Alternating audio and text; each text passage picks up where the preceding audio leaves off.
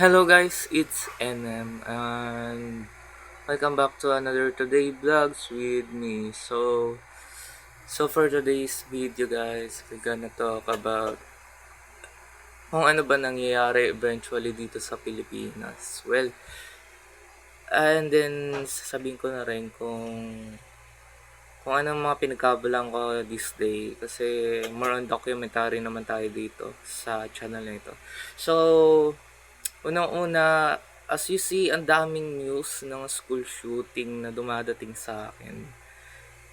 Gumagala siya sa feed ko actually. Una yung sa Tacloban, tapos sa plus mo pa yung danger sa lipunan. Mahirap kontrolin yung mga bagay na wala tayo actually control eh. Pero sana magkaroon tayo ng awareness sa mga bagay-bagay na tulad nun. At kung hindi talaga maganda yung mental health ng mga tao ngayon, well, tulungan na lang natin din sila kasi hindi ganun kadali na makaalis sa masamang emosyon minsan pag wala tayo sa mood. So, tulungan natin sila mag-prefer tayo, mag-show tayo ng mga alternative ways para makontrol nila yung madness, yung emotions nila.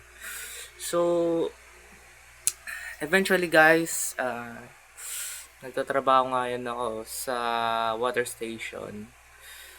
At well, di ko lang kung makapag-video ako doon minsan. Ang ginagawa lang namin ay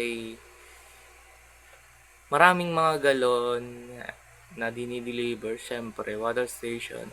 And then, hugasan na namin yun, i-repair, magsisil ng mga, yung takip, yung labasan ng tubig, sa galon, syempre.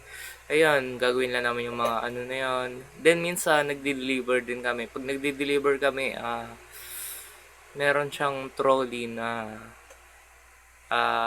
papagulungin lang namin. And then, yung kaibigan ko, well, siya na lang yung pinagbubuhat ko doon sa taas. Walang reason kung bakit hindi ako nagbubuhat ay hindi nga ako pinapayagan ng mama ko na magbuhat-buhat ng mabigat. At isa pa, hindi naman ganun kalakihan din yung sahod dun sa at saka magle-labor ka pa na magbuhat-buhat. So, yan. So, dun muna ako sa basic task which is yung paghugas. At I treat it as something adventurous and explorative at saka may goals sa mga pinagagawa ko. So, I feel like, I really chilling na maghugas ng galon. Except lang sa mababa yung pay for now. Pero wala pa naman ako ibang mahanap na job ko, so mag-stay muna ako doon. Tutulungan ko yung kaibigan ko na nagrepresent yun na magtrabaho muna doon sa water station. So, yun lang yung balita tungkol sa akin, sa personal life ko. And, eto nga, may mga nangyayaring hindi magaganda sa paligid natin. Siyempre, kailangan natin marunong tayo mag-self-defense. Paano kung minsan, lalakad ka, biglang may danger sa paligid mo, 'di ba? Yung lack of awareness. Yung lack of awareness sa mga bagay na yun. So, kailangan din natin maging maingat, guys. So, ang schedule ko ngayon, guys, sa tubig ay uh,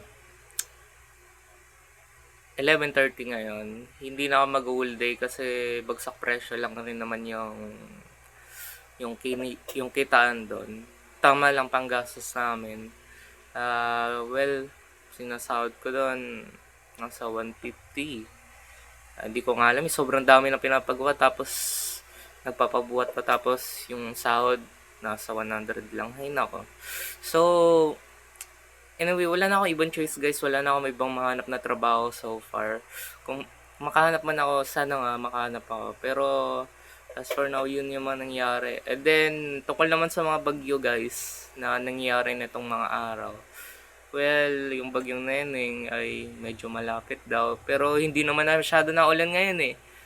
Napansin ko biglang umaliwalas kasi kahapon nakapagtrabaho ko, hindi naman umulan. Pero nung mga nakaraang previously na linggo, tuloy-tuloy talaga yung pag-ulan ng mga araw na yun. At hindi ko pa na-check yung weather na app, which is pag weather na app, ginagamit ko Zoom Earth. Zoom Earth yung pangalan niya, which is matitrace mo din yung mga typhoons. Para siyang Google branded na apps, na application. Google Earth yung tawag. So, doon mo makikita yung satellite view ng mga typhoons, mga forecast, mga weather, ganun. So, yung phone ko, nakikita niya naman kung gaano katagal yung mga game bag. Wait. Nag-hallucinate tatawa. Kasi, parang naririnig kong umuulan. Pero I think hangin lang yun. Hindi yun nakakalan sa labas. Masyado lang ako naging hyperactive siguro. So maraming salamat guys sa panonood. At ito yung buhay ko ngayon. Ito yung itsura ko ngayon. At ito yung araw-araw ko ngayon. So mukhang wala naman nagbago. So I'm glad na nakapag-video pa rin ako. Na okay ako hanggang ngayon.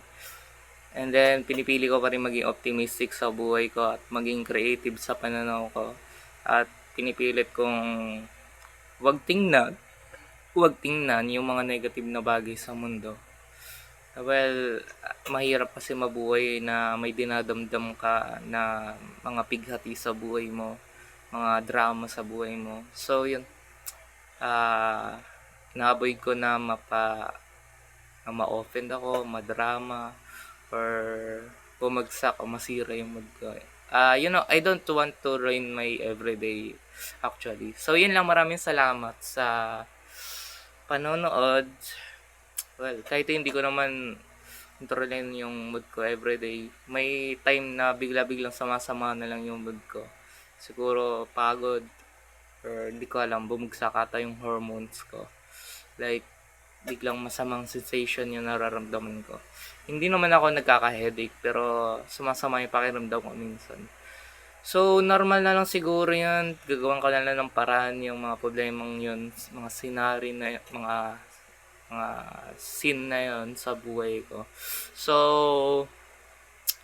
wala pa namang bago so far. Nasabi ko naman yung mga dapat kong sabihin. So, maraming salamat sa panonood. It's NMNM signing off. So, see ya to my next vlog. And balik ulit ako sa susunod guys. And then magkwento ako ng kung ano-ano sa inyo. And maybe in future, magkaroon din ako ng mga gadgets na pwede ko gamitin. Like, not just phone, but instead hand camera or whatever else. Pero for now, well, imposible. Kailangan ko muna maghanap ng trabaho. So maraming salamat, like, comment, at subscribe, and see ya, and bye.